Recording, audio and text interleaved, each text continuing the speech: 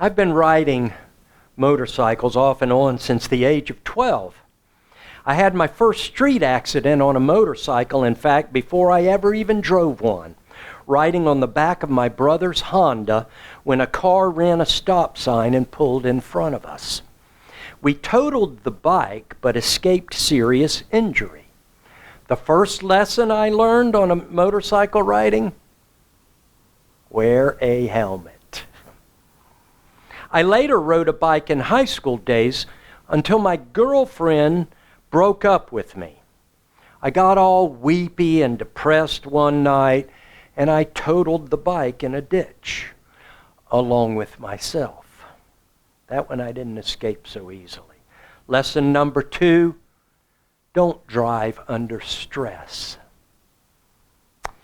And then there was the beautiful Yamaha I drove while living in Kentucky. I used to drive up into Indiana through this area called the Knob Hills.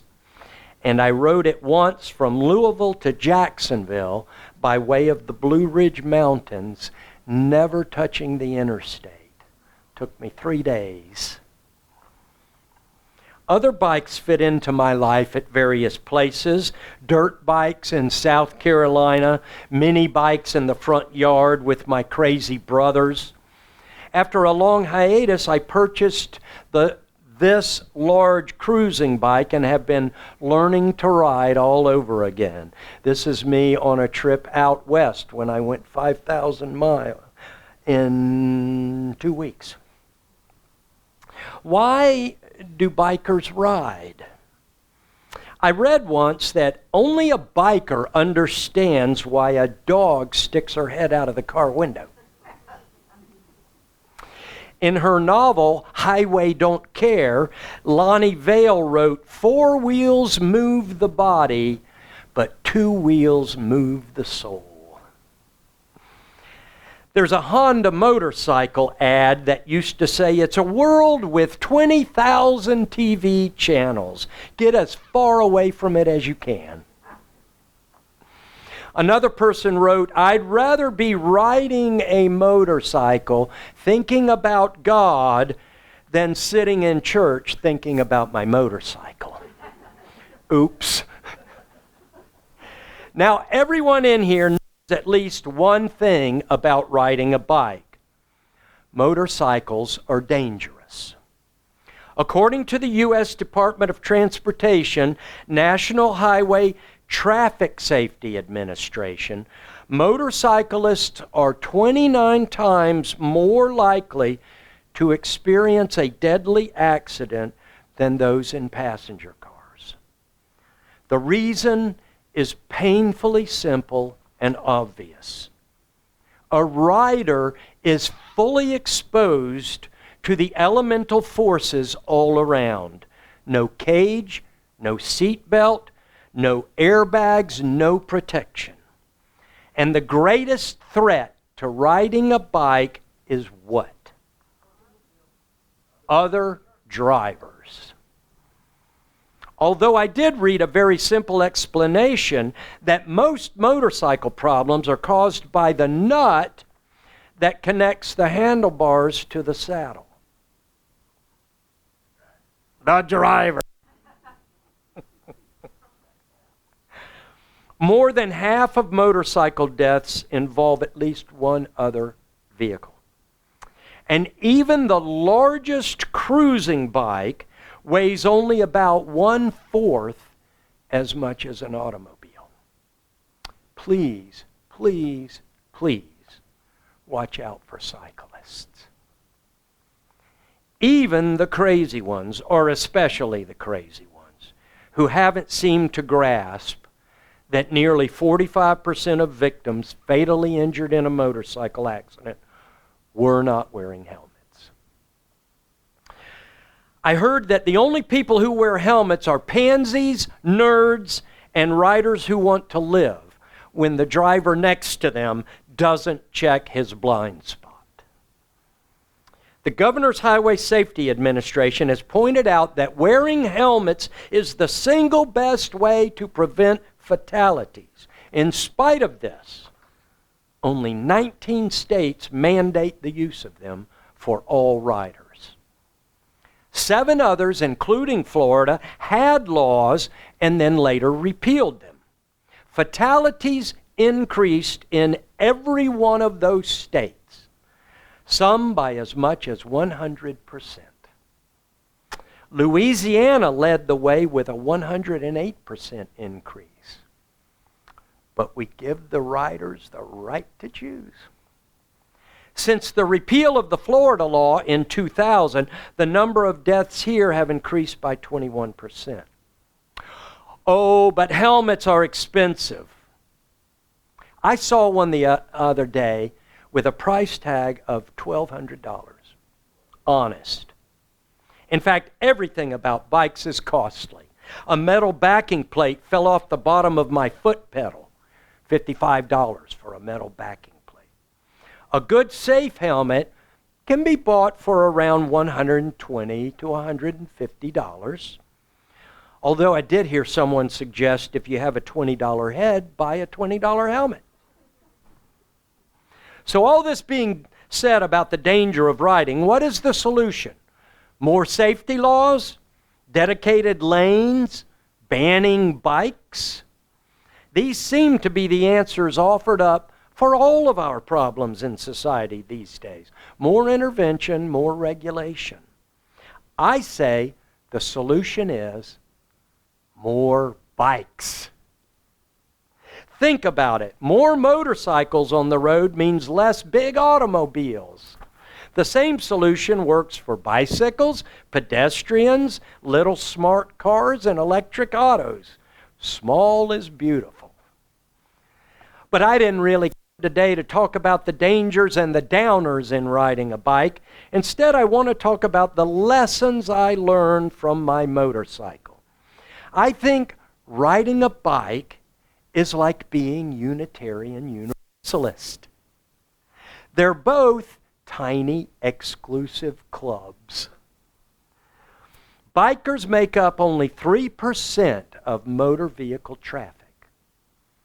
And UUs comprise 0.5% of America's population.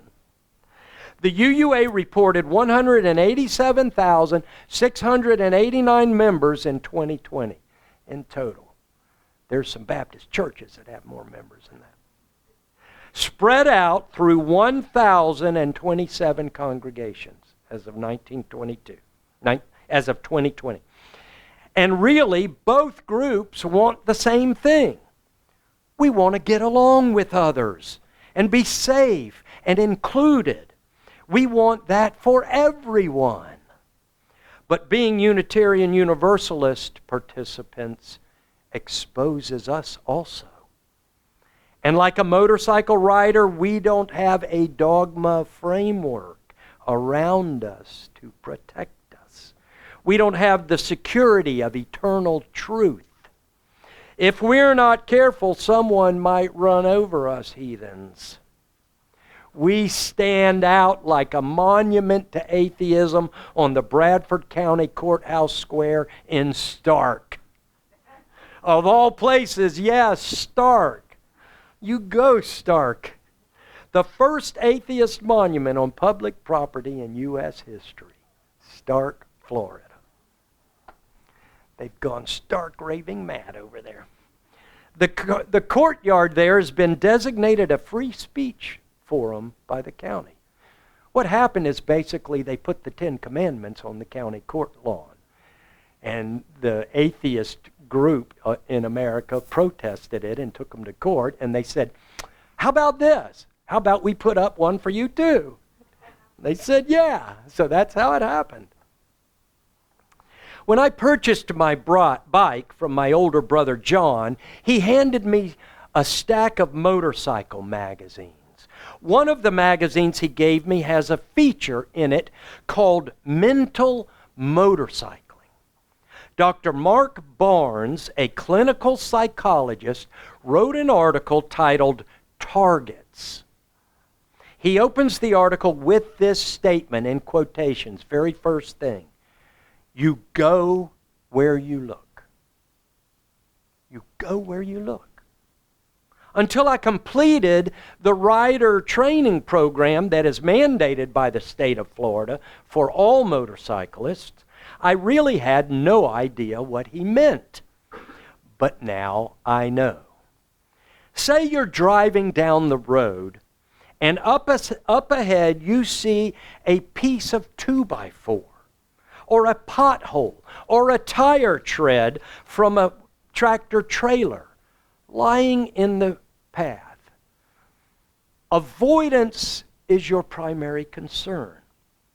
So you watch the object, you fixate on it, you lock your gaze upon it, and you will absolutely run right over it.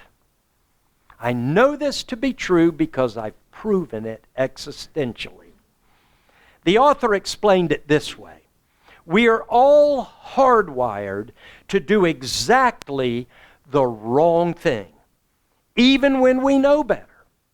We have to deliberately practice prying our gaze away from what we fear and pointing it toward the desired route.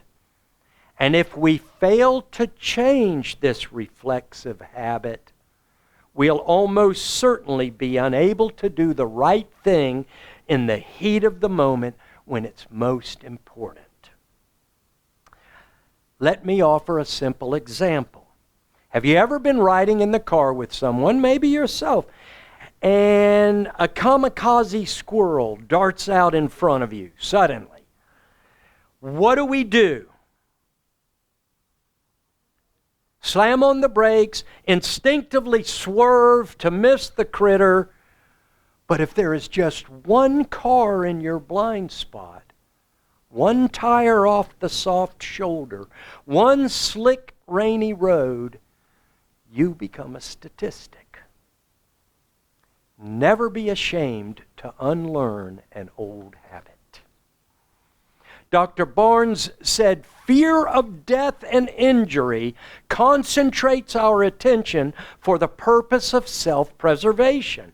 And this fact has worked to our advantage for most of our history on the planet. It can still be helpful in some situations, but not on a motorcycle, and not, as it turns out, in many other areas of life either. In fact, we're quite capable of working so hard at avoiding death and disaster that what results can hardly be called living at all. Wow. You go where you look. What a metaphor for the spiritual life. As with biking, so with life. Thoreau said that we find the world we look for. But if he rode a bicycle, he might have said, where you look is where you go. I bet everybody knows at least a few real-life stories of self-fulfilling prophecies. As Dr. Barnes observed, it's not just vision on a bike that gets focused by fear, and it's not just death and physical injury that we're afraid of. Emotional pain, financial loss, damage to our reputation, separation from loved ones. These and countless other threats can narrow our focus in ways that steer us toward the very calamities we worry might befall us. Never trade the thrills of living for the security of existence. Here's the thing. Everybody crashes. Some get back on, some don't, some can't. When I wrecked my bike the last time, a seasoned rider said to me, everybody has at least one in them. So you're lucky you survived yours. I think actually I've had more than my share. We hear the phrase, watch where you're going, like Grandma said to Molly. What Grandma didn't know, what I learned in the art of motorcycle riding, is watch where you want to go. Lifting our gaze toward the horizon gives us hope for the future. There was a class at General Assembly called Loving the Hell Out of the World. I watched the video at uua.org. The facilitators said we need to change the focus of our churches from being attractional to being missional. Often we have the attitude that we want to attractional.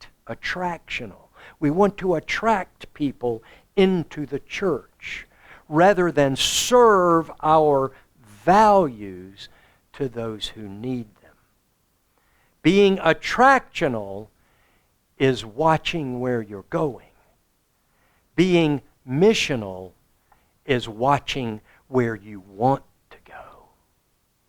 The purpose of church is not to see how many members we can pull in to pad our membership numbers. The purpose of church is to strengthen our souls so we can go out and strengthen the world.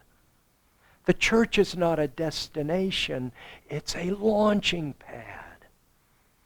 So if it is true that you go where you look, then it would serve us well to look where we want